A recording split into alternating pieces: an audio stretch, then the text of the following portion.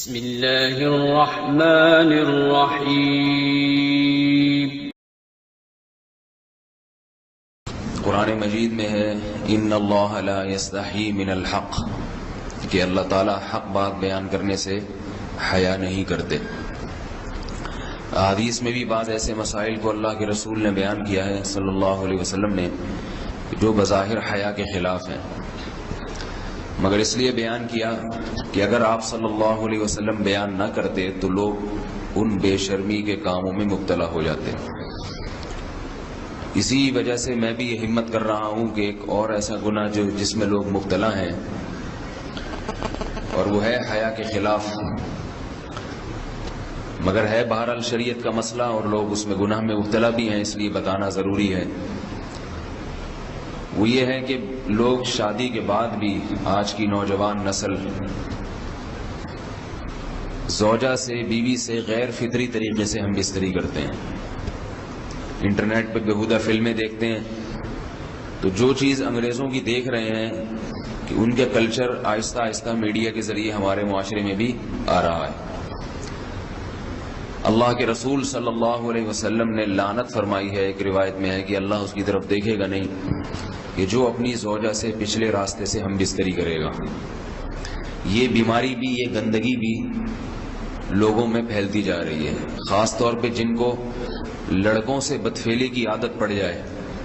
تو وہ زوجہ سے فطری راستے سے ہم بستری نہیں کرتے۔ اللہ نے فرمایا کہ نساؤکم حرث لکم،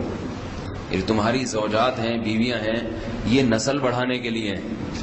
تو اسی راستے میں انسان اپنی خواہش کو پوری کر سکتا ہے جس راستے سے نسل بڑھتی ہے،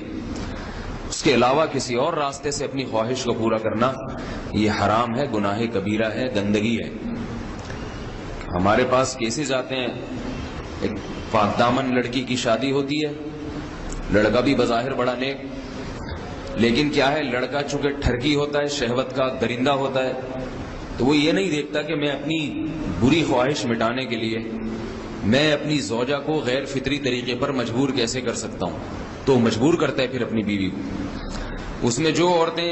زیادہ پاک دامن نہیں ہو، نیک نہ ہو، یا ان کو یہ ڈر ہو کہ طلاق ہو گئی تو ہم کہاں جائیں گے، وہ پھر اپنے شوہر کے ساتھ اسی غیر فطری طریقے پر آمادہ ہو جاتی ہیں،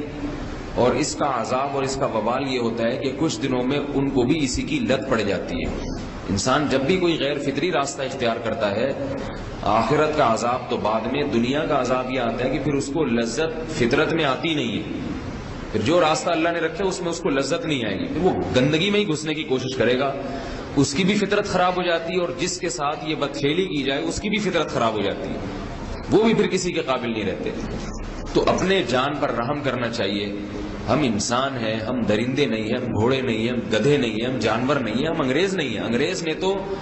حیا اور شرم کی تمام حدود کو توڑ دیا ہے، وہ تو درندے بن چکے ہیں۔ ہم تو درندے نہیں ہیں، ہم تو حلال کھاتے ہیں، پاک صاف رہنے کی کوشش کرتے ہیں،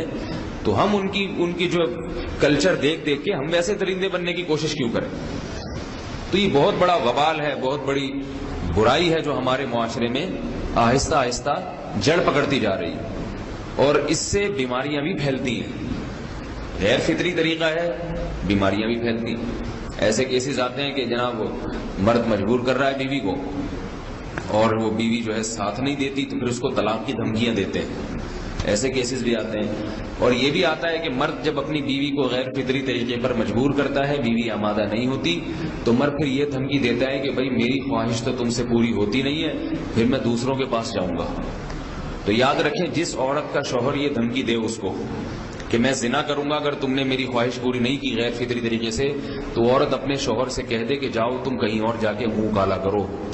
تمہاری فطرت میں گندگی ہے تو یہ مجھے گندا بنانے کی کوشش نہ کرو، اس کو زنا کرنے دیں، وہ اللہ آخرت میں اس سے بھگتے گا۔